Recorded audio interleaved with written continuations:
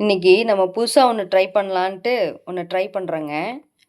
இப்ப சன்னா நம்ம வேக வைக்கும்போது, நம்ம மஞ்சத்தூள், உப்பு மட்டும் தான் போடுவோம். இப்ப அது போடாம, ஏலக்காய், எண்ணெய், உப்பு அத மட்டும் போட்டு 3 விசில் ஹை ஃப்ளேமாவும், 4வது விசில் வந்து ஸ்லோவா வச்சு ஒரு விசில் வர மாரி எடுத்துக்கங்க. அதுக்கப்புறம் இஞ்சி துண்டும், பச்சை மிளகாவும் எடுத்து வச்சிருக்கேன். அப்புறம் என்ன பண்றேன்றத நான் சொல்றேன். இன்னும் அடுப்ப பத்த வைக்கல.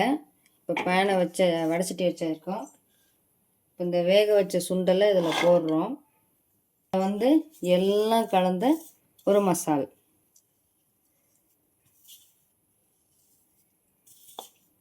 காரம் வேணுங்கிறத பார்த்துட்டு போட்டுக்கலாம்.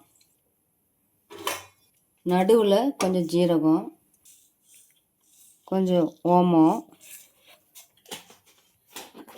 அப்புறம் இஞ்சி, அப்புறம் பச்சை